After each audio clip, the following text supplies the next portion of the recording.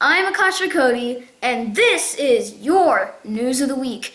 And today, this week, we have two very important stories to cover. The first one is the massive winter storm that swept the entire country, and the mass power outages that occurred mostly in Texas in the following week.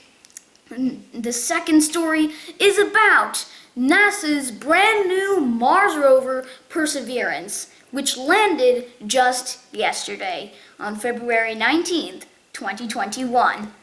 Now, let's cover both of these stories, starting with the first one.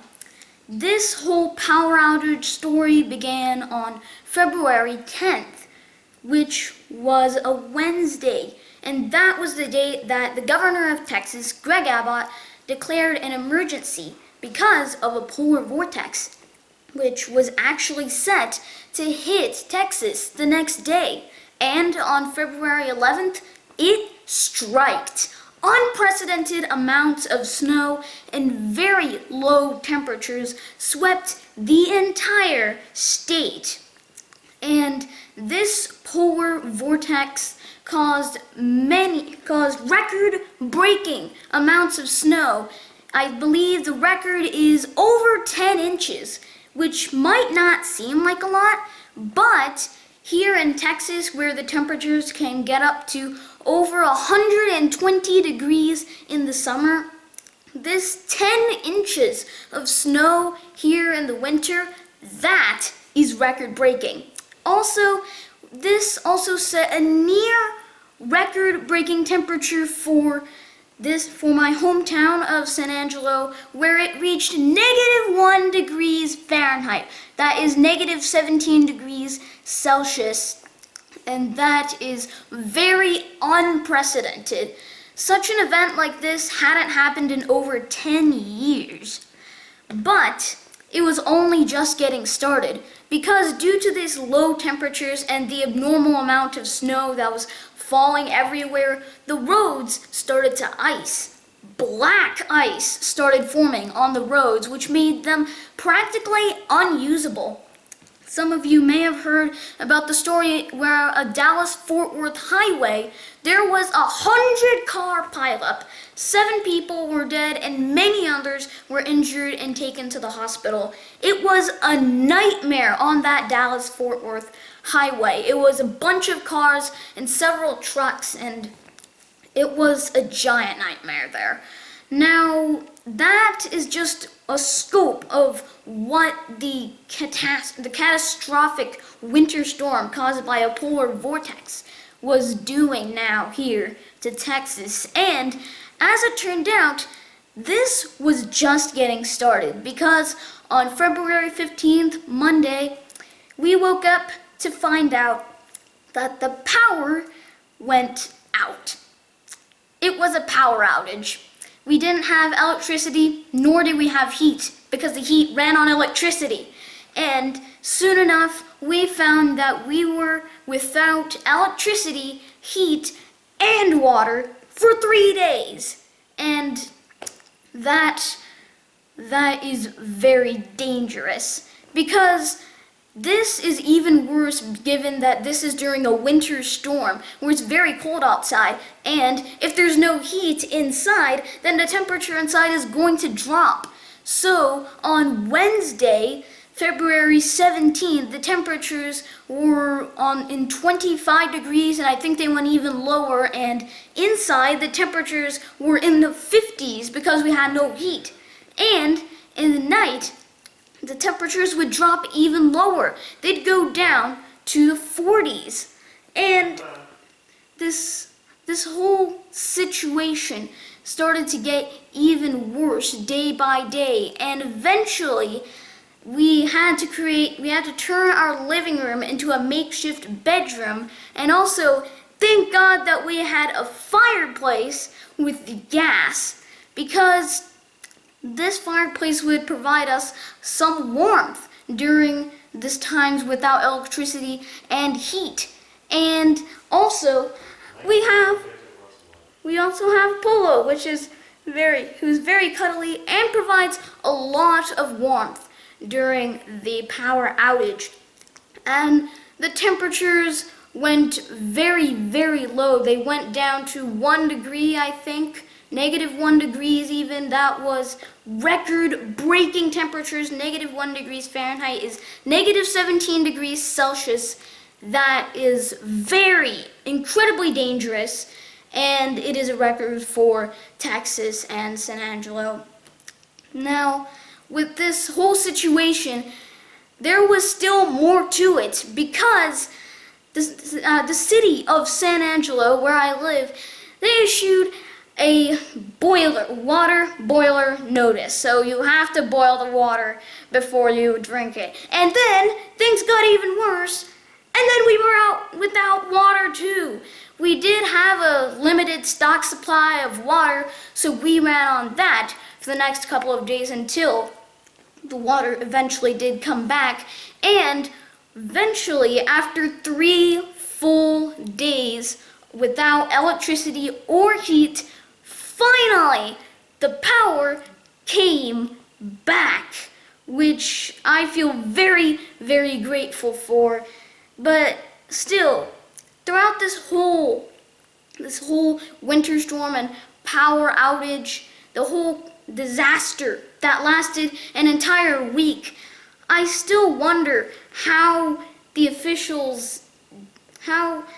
what the officials were doing during this whole event, because even if the governor of Texas did declare an emergency the day before this was starting to happen, even then, it's still not enough. Just declaring an emergency isn't enough. We need to be prepared, very prepared. And in this situation, the government of Texas just wasn't prepared. Now, the good thing is most of Texas, this winter storm has passed, and most of Texas is now back with electricity, heat, and water. Things are mostly fine. Now, as to the cause of this, the CEO of the Electricity Reliability Council of Texas, that's the council which regulates the electricity here in Texas. So when CNN anchor Allison Camerota asked the CEO of ERCOT, Bill Magmas, as to what caused this, he said it seemed to be some sort of demand and supply issue caused by the generators freezing. Now, I just don't understand how this situation even started to come about. Being prepared is necessary. Something like this did happen 10 years ago, but now when something like this happens again, we need to be prepared. And it seems like we just weren't. And I genuinely hope that Texas learns something very important from this whole catastrophe to make sure that this never, ever happens again. Now, it's a whole story across a whole week. It's very bad news, but at least there might be a little bit of some good news, and that is relating to space, because finally the Perseverance Mars rover, after 7 months of traveling about in space, it finally reached Mars and landed yesterday on February 19th. NASA's JPL, Jet Propulsion Laboratory, spent a lot of time, countless hours, working on the rover and its counterpart, the helicopter drone Ingenuity. And as part of this Mars 2020 mission, it finally landed, and I'm very sure that we're all very happy that finally we have another rover on Mars, and it is really awesome. And it landed in, I believe, the Jezebo crater on Mars, and it's set to explore that area. And it took some really good photos. It took a selfie of itself and also pictures of the Mars floor. And now, hopefully, we can get around to understanding how the surface of Mars works, and if there even was any life on Mars. And they've it's this rover now. I believe they've been working on this for many years, and now finally it's going to stay on Mars for 2 years. This is the planned mission or more, and I genuinely hope that hopefully this all works out and that the rover will continue for its mission, and maybe that its mission might even be extended onward. Now, this is a really cool rover, and I'm really happy that it finally landed after 7 months of traveling through space in order to get there. And I think now one more very cool thing that happened was that we filmed a video regarding this Texas weather. We reported on this Texas weather situation that was going on the 3rd day of the power outage, and we uploaded it on YouTube. And later, a day or so later, CBS's Inside Edition emailed us saying, "Hey, we're planning to feature you on our broadcast. Do you think that works?" And we said, of course, yes. It's such an honor to be featured on Inside Edition. And we were, and it was incredible.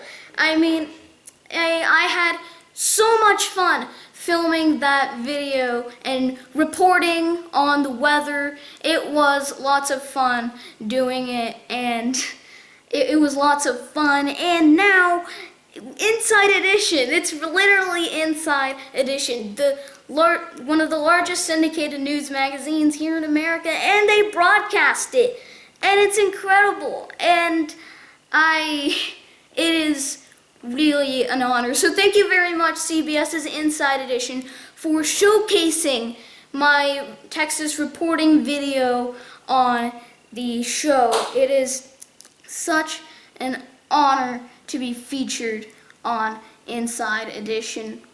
And wow, I still can't believe it. And wow, it is really, thank you so much to Inside Edition. It is such an honor, and I'm very glad that you mentioned it. It is great. Thank you so much. And I think that is all of the news of the week this week.